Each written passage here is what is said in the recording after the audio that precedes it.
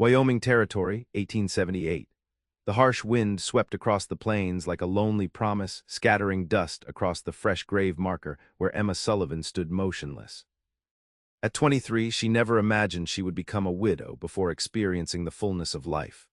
Her chocolate-brown hair, normally pinned neatly beneath a practical bonnet, now whipped wildly around her face, mirroring the chaos within her heart. The simple calico dress she wore, once bright blue with tiny white flowers, had faded from too many washings and too little joy. "I reckon that's the last of it, Mrs. Sullivan," the weathered gravedigger said, leaning on his shovel. "My condolences." Emma nodded silently, unable to find words as she stared at the wooden cross bearing her husband's name. Thomas Sullivan, taken by typhoid fever after only 2 years of marriage. 2 years that had brought her from Boston to this unforgiving territory, where Thomas had promised they would build something magnificent. Now she stood alone, owner of a half-built cabin and debts she couldn't begin to comprehend. "A woman alone can't survive out here," Thomas's business partner had told her just yesterday. "The decent thing would be selling to me before winter comes." This was the belief that now consumed her. The frontier destroyed dreams, especially a woman's. The West was no place for second chances. She was damaged goods now, a widow with nothing to offer but burdens. Emma's gloved fingers clutched the small leather pouch containing her wedding ring and the last of her money. She believed with absolute certainty that her only option was retreat, back east to a family that had warned her against this foolish Western adventure. 5 miles away, Kieran Zeller removed his hat as he crossed the threshold of Sweetwater's only general store. At 26, he had already lived several lifetimes on the frontier. Tall and broad-shouldered from years of ranch work, his appearance was uncommonly neat for a cowboy, light stubble rather than the bushy beards favored by many, and clothes that, while worn, were always clean. His hazel eyes carried a watchfulness that came from growing up wild in Wyoming Territory. "Afternoon, Mrs. Hollister," he greeted the shopkeeper's wife. "Got any mail come in for the Diamond Z?" "Nothing today, Kieran," she replied, eyeing him appraisingly. "Though I've got something better than mail, information." Kieran leaned against the counter, knowing Mrs. Hollister's information was often worth more than gold in these parts. He had learned early, knowledge kept a man alive on the frontier. That was his guiding principle. A lone wolf survived by keeping his ears open and his attachments few. The Diamond Z Ranch was building into something substantial, but he'd seen too many men lose everything by trusting the wrong people or, worse, losing themselves to love in a land that demanded constant vigilance. "The Sullivan place," Mrs. Hollister continued, lowering her voice. "Poor Thomas barely in the ground, and already Harlan Pike's circling that young widow like a vulture. Offering her a pittance for land worth 10 times what he's proposing." Kieran frowned. The Sullivan homestead bordered his northern grazing lands. He'd met Thomas once or twice, seemed a decent sort, if unprepared for frontier life. His widow still planning to stay on. "That Boston girl," Mrs. Hollister scoffed. "Doubt she'll last the week, pretty little thing, but this ain't Boston. She needs to sell to someone before winter or she'll never make it." Kieran nodded, his mind already calculating. The Sullivan land had the best water access for miles. If Pike got it, he'd dam the creek that flowed down to Diamond Z grazing lands. Where's she staying now? Town boarding house. Burying her husband cleaned out what little cash they had left.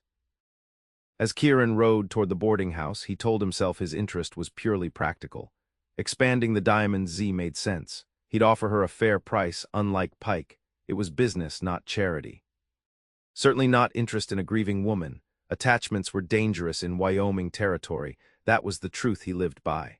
Emma Sullivan was packing her meager belongings when the knock came at her door. Expecting the landlady demanding another advance, she was surprised to find a tall cowboy standing in the hallway, hat in hand. The fading afternoon light from the window caught the gold flecks in his hazel eyes. "Mrs. Sullivan." "My name is Kieran Zeller. I own the Diamond Z Ranch neighboring your property. I wondered if I might have a word." Emma tensed, clutching her shawl tighter. "If you're here about buying my land, Mr. Zeller, you should know Mr. Pike has already made an offer. May I come in just for a moment?" His voice was steady, not unkind, but Emma sensed purpose behind his polite request. She hesitated before stepping aside, leaving the door open as propriety demanded. I'm preparing to return east, Mr. Zeller. Whatever business matters remain concerning the property, I intend to conclude them quickly. Kieran glanced around the sparse room, noting the half-packed trunk. Pike offered you 500 for the full 100 acres, I'm guessing. Emma's surprised expression confirmed his suspicion. It's worth 3 times that, Mrs. Sullivan, the water rights alone. Water rights, Emma interrupted, confused. Kieran's expression shifted subtly. Your husband never discussed the creek running through your northern property line. Thomas handled all business matters. Emma felt the familiar sting of ignorance. She'd been so focused on making their cabin a home that she'd paid little attention to Thomas's plans beyond his enthusiastic declarations that they would prosper. Mrs. Sullivan, that creek is the reason Pike wants your land. He's been trying to control water access in the valley for years. If you sell to him, he'll dam it up, affecting every ranch downstream, including mine. Emma sank onto the edge of the bed. I don't understand these things, Mr. Zeller. I was a schoolteacher before I married Thomas. I know nothing of ranching or water rights. What were your plans before Thomas fell ill? The question caught her off guard. Nobody had asked about their dreams since the funeral, only about the property's value. We were building a horse breeding operation. Thomas believed Wyoming would need good stock as the territory grows. Kieran nodded thoughtfully. He wasn't wrong. It doesn't matter now, Emma said, rising again with renewed determination. A woman alone can't run such an operation. Everyone has made that perfectly clear. What if you weren't alone? The question hung in the air between them. Emma stared at this stranger, trying to discern his meaning. I'm proposing a business arrangement, Kieran continued. I need that water access. You need someone to help get the operation running. We could partner. I'll invest labor and some capital. You maintain ownership. We split the profits. Why would you offer this instead of simply buying me out? Emma asked, suspicion creeping into her voice. Because Pike will destroy that land. Because your husband had the right idea about breeding stock. And because I'd rather have a neighbor who understands mutual benefit than one who believes in taking whatever he wants. The proposition shattered Emma's certainty about her future. Here was an alternative she hadn't considered, one that didn't require retreating in defeat, yet she couldn't shake the feeling that there was more to Kieran Zeller's offer than business sense. I need time to consider, she finally said. The stage east leaves Thursday morning, Kieran replied, placing his hat back on his head. I'll return tomorrow afternoon for your answer. After he left, Emma sat on the edge of her bed, staring at the half-packed trunk. For the first time since Thomas's death, the path before her seemed to fork rather than narrow. She'd come west following Thomas's dream. Was she truly ready to abandon Wyoming without attempting to create something of her own? The next day, unexpected commotion drew Emma to the boarding house window. A wagon had pulled up outside, loaded with lumber, tools, and supplies. Kieran Zeller stood speaking with several men, pointing and giving directions. Confused, Emma hurried downstairs and outside. Mr. Zeller. What is this? Kieran turned, the morning sun casting his face in golden light. Winter's coming, Mrs. Sullivan. If you decide to stay, that cabin needs finishing before the first snow.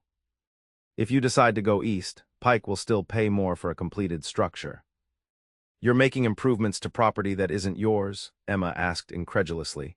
I'm investing in possibility, he replied simply. My men and I will ride out today to continue what your husband started. You have until Thursday to decide whether you're staying or going.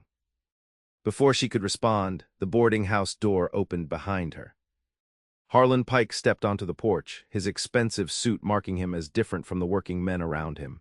His eyes narrowed, seeing Kieran. Zeller, didn't expect to find you in town today. Kieran's response was curt.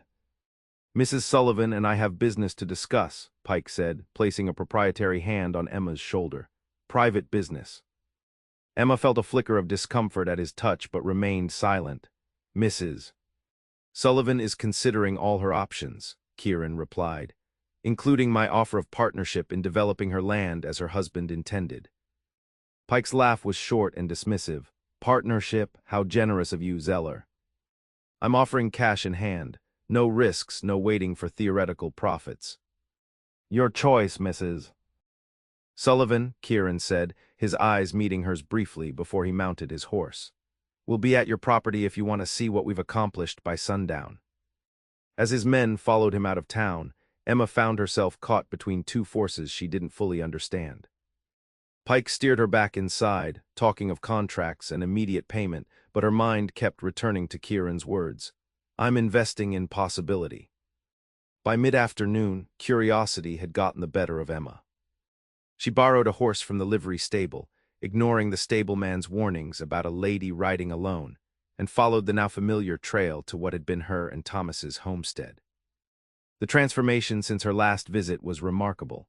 The cabin walls were fully raised, and men worked on the roof trusses. Others cleared brush around the property. Kieran himself was splitting wood for the porch supports, his shirt darkened with sweat as he brought the axe down with practiced precision. He spotted her approaching and set down his tools, walking to meet her as she dismounted. "You came." "I wanted to understand what you're doing," Emma said, surveying the activity. "Why you're doing it." Kieran wiped his brow with a bandana. "Come see something." He led her past the cabin to where the land sloped gently downward. Through a small copse of cottonwood trees, a creek glittered in the afternoon sun, wider and more substantial than Emma had realized. "This water makes everything possible," Kieran explained. "Year-round flow, even in drought years, your husband knew its value." "Thomas never brought me here," Emma said quietly.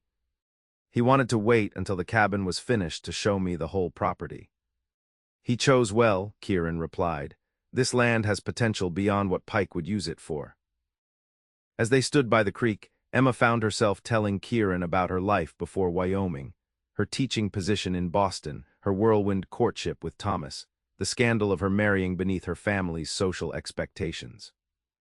Words flowed as freely as the water beside them, releasing thoughts she'd kept tightly contained since Thomas's death. "Why did you come west?" Kieran asked when she finally fell silent. Emma considered the question. "I thought I came for Thomas, but perhaps part of me was seeking something I couldn't find in Boston. Freedom, maybe, the chance to build something new. And now I wonder if I was foolish." "A woman alone is still capable," Kieran interrupted. "Different from a man, yes, facing different challenges, but not incapable." The words struck Emma with unexpected force. No one, not even Thomas, had spoken to her of capability rather than vulnerability since she'd arrived in Wyoming. As sunset approached, Kieran showed her the improvements to the cabin. The roof would be complete within days, the stone fireplace already taking shape, the foundation for a small stable laid out. "If you choose to leave, consider this payment for the water rights I'll purchase with the property," Kieran explained. "If you stay," he hesitated. "If I stay," Emma prompted. "Then this is just the beginning of what we might build together." The word "together" lingered between them, carrying more meaning than either was ready to acknowledge. When Emma returned to town, she found Pike waiting at the boarding house, contracts in hand. His confidence that she would sign irritated her more than it should have. "I've decided to delay my departure," she told him calmly. "I need more time to consider all options for the property." Pike's genial expression hardened. "Zeller's filled your head with nonsense. A woman can't run a ranch, Mrs. Sullivan. You'll fail, and by spring, you'll be desperate enough to sell for half what I'm offering now." "Then I suppose you can wait until spring," Emma replied, surprising herself with her steadiness. "Good evening, Mr. Pike." That night, Emma wrote to cancel her stage ticket east. Whatever came next, she would face it here in Wyoming Territory. The frontier had taken her husband, but perhaps it still held the promise of the life they'd imagined, just in a form she hadn't anticipated. Over the following weeks, Emma divided her time between learning the business of horse breeding from Kieran and making the cabin habitable. October turned bitter as autumn surrendered to winter's advance. The first snow fell as they completed the roof, and Emma moved from the boarding house to her own home at last. Propriety was maintained through Martha Hollister's niece, Betsy, who came to live with Emma as companion and helper. Together, they turned the cabin into a home, while Kieran and his men constructed the necessary outbuildings for the horses they would acquire come spring. "You've got good instincts," Kieran told Emma one afternoon as they reviewed the business ledgers he'd created. "Better than most men I've partnered with." "Thomas always said I had a head for figures," Emma replied, warmed by the compliment. though he preferred I focus on more womanly concerns. Out here, everyone needs every skill they possess, Kieran said. The frontier doesn't care much for Eastern ideas about what's suitable. Their working relationship developed an easy rhythm. Kieran rode over most mornings, sometimes bringing supplies or one of his ranch hands to help with the heavier work. They would discuss plans over coffee, then set to their respective tasks. In the evenings, when weather allowed, he would often stay for the meal Emma prepared, telling stories of Wyoming's early days that made both women laugh. Emma found herself watching for his approach each morning, her heart quickening at the sight of his horse cresting the small rise to the east. It troubled her, this growing awareness. Thomas had been dead barely 3 months. "He's sweet on you," Betsy observed one evening after Kieran had departed. "The way he looks when you're not watching." "Don't be ridiculous," Emma replied too quickly. "We have a business arrangement, nothing more." But Betsy's words lingered, and Emma found herself more conscious of Kieran's presence. The careful distance he maintained, the respectful way he always addressed her, the subtle protectiveness in his manner when others visited the property. In December, Pike returned, this time with the county assessor. They claimed to be conducting routine business, but their questions about water usage and property boundaries felt pointed. "He's looking for weaknesses," Kieran told Emma after they'd left. "Pike doesn't surrender easily when he wants something." "What can he do?" Emma asked, worried by the hard expression on Kieran's face. "Legal challenges. Questions about your right to the property as a widow, water disputes, nothing honest but all within the law's gray areas." Kieran hesitated. "I should start keeping men here overnight." "For security." Emma felt a chill that had nothing to do with the winter air. "You think he would resort to intimidation?" "I think Pike believes he's entitled to whatever he wants. And right now he wants this land." That night, 2 of Kieran's most trusted hands slept in the newly built stable. Emma lay awake, listening to the wind howl around the cabin eaves, wondering if she had been foolish to stay. Perhaps Pike was right, perhaps a woman alone couldn't defend what was hers in this untamed territory. But she wasn't truly alone anymore, she realized. Whatever Kieran's motivations had been initially, he now seemed genuinely invested in their shared success. The question that troubled her sleep was whether his investment was purely in the business, or if, as Betsy suggested, something more personal was developing between them. January brought bitter cold and increasing pressure from Pike. Anonymous notes appeared, warning Emma about the dangers facing women who didn't know their place. Rumors circulated in town questioning her relationship with Kieran. The bank suddenly reviewed Thomas's outstanding loans, suggesting they might require immediate payment. Through it all, Kieran remained steady, addressing each challenge methodically. When the bank threatened foreclosure, he rode to Cheyenne and returned with documents proving the terms of Thomas's loans. When fences were mysteriously cut, he organized round-the-clock patrols of both their properties. "Why are you doing all this?" Emma finally asked one evening as they sat by the fire, reviewing their spring purchasing plans. "Your investment in labor has far exceeded any reasonable business arrangement." Kieran was silent for a long moment, staring into the flames. "When I first offered partnership, it was strategic, the water rights preventing Pike from gaining control." He looked up, meeting her eyes. "But things change." "What changed?" "I watched you choose to stay when everyone expected you to run. I saw you learn skills most women would consider beneath them. You face each day with determination, not fear." He paused. "It made me reconsider some beliefs I've held a long time." "What beliefs?" "That surviving out here means staying detached. That caring too much is dangerous," his voice lowered, "that some risks aren't worth taking." The air between them seemed to thicken with unspoken feelings. Emma felt herself trembling slightly, not from cold but from the intensity of his gaze. The moment was shattered by urgent pounding on the door. Betsy appeared from the back room as Kieran rose, hand moving to the pistol at his hip.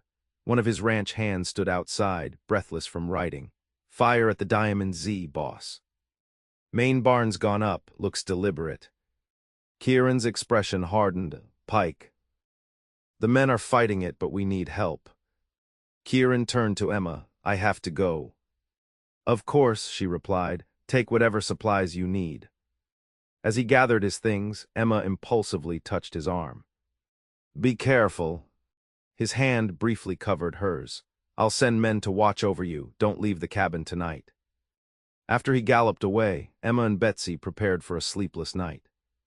True to his word, Kieran had sent 2 men who positioned themselves around the property. But near midnight, Emma spotted flickering lights moving through the trees near the creek. "Someone's out there," she whispered to Betsy, peering through the frost-edged window. Before they could alert the guards, gunshots echoed from the direction of the stable. Emma's heart raced as she grabbed the rifle Thomas had taught her to use. "Stay here," she instructed Betsy, who nodded fearfully. More shots rang out, followed by shouts. Emma crouched by the window, trying to make sense of the shadowy figures moving across her property. Then the cabin door burst open, and Pike stood there with 2 men behind him. "Evening, Mrs. Sullivan," he said with cold civility. "Seems your protector is occupied elsewhere tonight. Convenient timing for us to have our discussion." Emma raised the rifle. "Get out of my home, Mr. Pike." Pike seemed amused by her defiance. "That's not loaded, and even if it was, you wouldn't have the nerve." "You're trespassing," Emma replied, her voice steadier than she felt. "I have every right to defend my property." "Your property?" Pike scoffed. "A woman who can't even manage without Zeller holding her hand. Everyone knows what kind of arrangement you 2 really have. The sooner you sign over this land and salvage what's left of your reputation, the better." Emma's finger tightened on the trigger. "I will not be intimidated by men who set fires and skulk about in the night." "Fires?" Pike's surprise seemed genuine. "What are you talking about?" Before Emma could respond, one of Pike's men called from outside. "Riders coming, looks like Zeller and his boys." Pike's expression darkened. "We'll continue this discussion another time, Mrs. Sullivan." After they retreated, Emma sank into a chair, the rifle across her lap, shaking with reaction. When Kieran burst through the door minutes later, face blackened with soot and eyes wild with concern, she nearly collapsed with relief. "Are you hurt?" he demanded, crossing to her in 2 strides. "No," Emma managed. "Pike was here. He denied setting the fire." Kieran's expression was grim. The fire was a distraction. "Not Pike's style. He prefers to work within his twisted version of the law." He knelt before her, taking the rifle gently from her hands. "Emma, there's something you need to know." The use of her given name startled her. "The fire revealed something. My foreman found papers in the office, documents that were stored in the safe but had been removed. Records of cattle sales to the army with forged signatures." "I don't understand." "Someone has been using the Diamond Z to launder stolen army cattle, making it look like I'm part of a rustling operation." His eyes held her steadily. "It's the kind of scheme Pike has been rumored to run, but never proven. If these documents had been discovered by the authorities, I'd be facing prison." "That's why he wanted my land," Emma realized. "To silence any neighbors who might witness suspicious activity." Kieran nodded, and now that his plan has been exposed, he's dangerous, more dangerous than before. That night changed everything. Kieran moved additional men onto Emma's property, creating a small, armed camp. Emma found herself living under a state of siege, unable to travel to town without escort, constantly vigilant for threats. Yet amid the tension, her connection with Kieran deepened.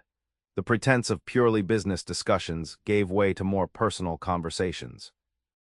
He told her of his childhood, losing his parents young and being raised by an uncle who taught him ranching but little about forming attachments. She shared stories of her sheltered Boston upbringing and her desire to create something meaningful with her life. "I thought Thomas was my path to that meaning," she admitted one evening as they walked the property boundary at sunset. "Now I wonder if he was just the beginning of the journey."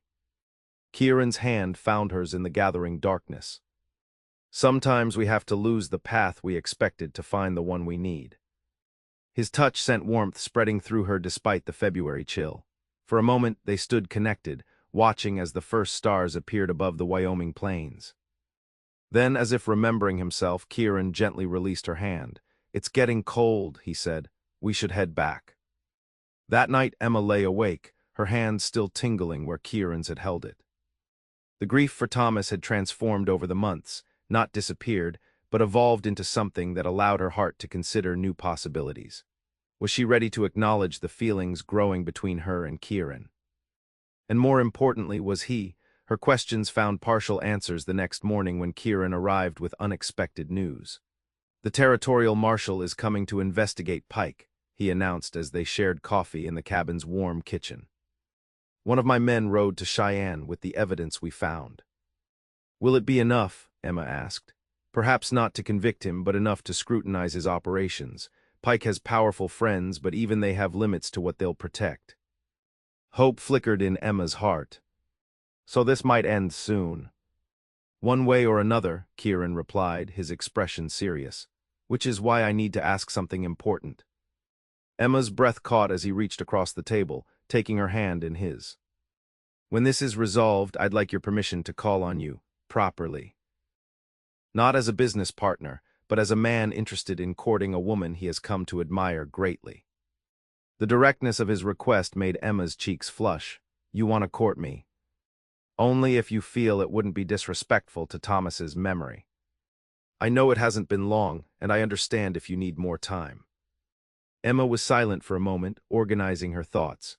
"Thomas brought me west to start a new life. I think he would want me to continue that life even without him." She met Kieran's gaze steadily. "Yes, when this is resolved, you have my permission." The smile that transformed his face made Emma's heart skip.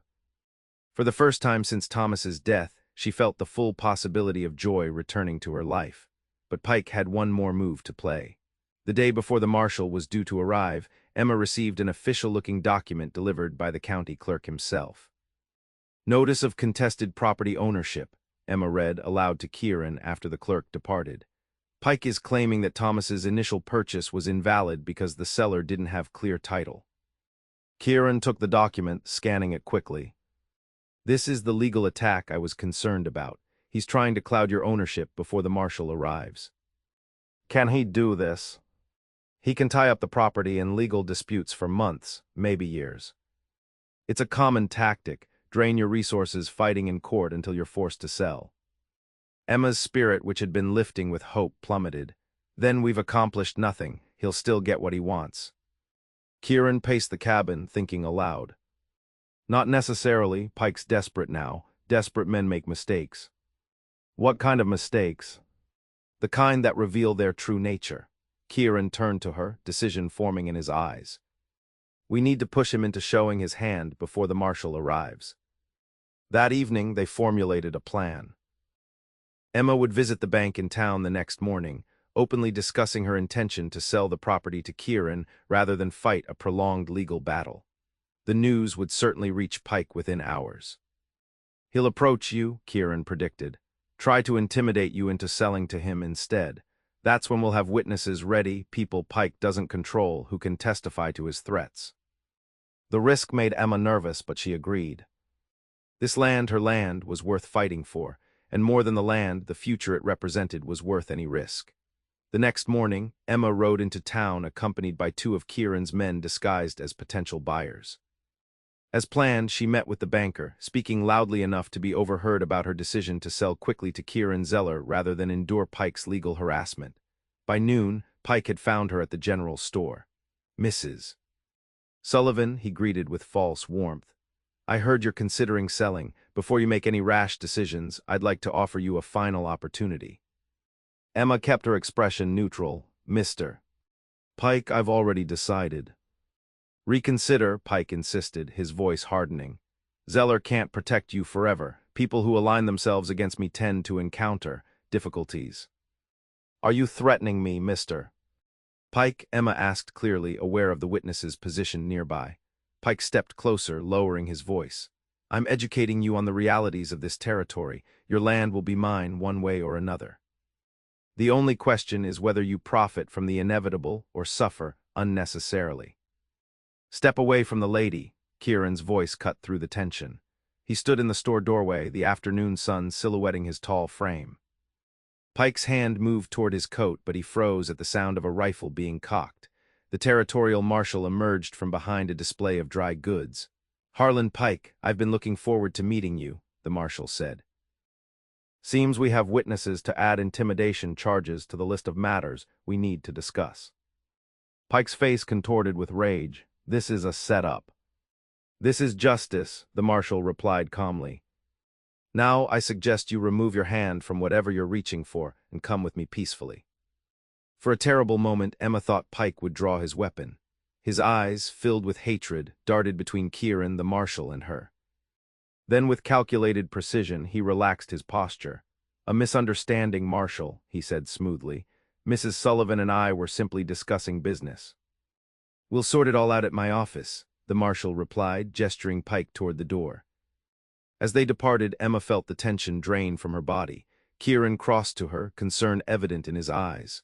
"Are you all right?" She nodded, suddenly overcome with emotion. "Is it really over?" Pike has powerful friends, but the marshal has evidence of cattle rustling, intimidation, and fraud. At minimum, his reputation and influence will be damaged. Kieran took her hand. "Your land is safe, Emma." "You're safe." The marshal's investigation lasted through March, revealing a web of corruption extending beyond Pike himself. By April, Pike had fled the territory rather than face prosecution, his assets seized to compensate those he had wronged. With the threat removed, spring brought new beginnings to the Sullivan Ranch. Emma and Kieran purchased their first breeding stock, 6 mares and a stallion with bloodlines that made experienced horsemen nod in approval. The fences were completed, pastures prepared, and the business officially established. Through it all, Kieran courted Emma with a combination of frontier practicality and surprising tenderness. He brought books when he discovered her love of reading, listened attentively to her ideas for the business, and slowly, respectfully, revealed the depth of his feelings for her. "I believed the frontier required emotional isolation to survive," he confessed one evening as they sat on the porch watching the sunset paint the Wyoming sky. "That attachments were weaknesses enemies could exploit." "What changed your mind?" Emma asked softly. "You did," his hand found hers. "I watched you face loss, threats, and uncertainty without surrendering, not because you were isolated, but because you found strength in connection, to this land, to the future you're building, to the people who believe in you." Emma turned to face him fully. "Including you." "Especially me," he hesitated, then continued with quiet intensity. "I came to you initially for the water rights. I stayed because I saw a woman of extraordinary courage, and now," he took a deep breath, "now I can't imagine my future without you in it." The last light of day caught the tears gathering in Emma's eyes. "When Thomas died, I thought my chance at happiness died with him. That the frontier only took, never gave. And now," she smiled through her tears, "now I understand that sometimes life offers second chances in unexpected forms, that what seems like an ending can become a beginning." Kieran dropped to one knee before her, producing a small box from his pocket. "Emma Sullivan, would you do me the honor of becoming my wife, not to replace what you lost, but to build something new together?" The simple gold band inside the box gleamed in the fading light. Emma looked from it to Kieran's face, open, vulnerable, hopeful, and felt her heart expand with certainty. "Yes," she whispered, "yes." They married in May 1879, a small ceremony at the newly completed church in Sweetwater.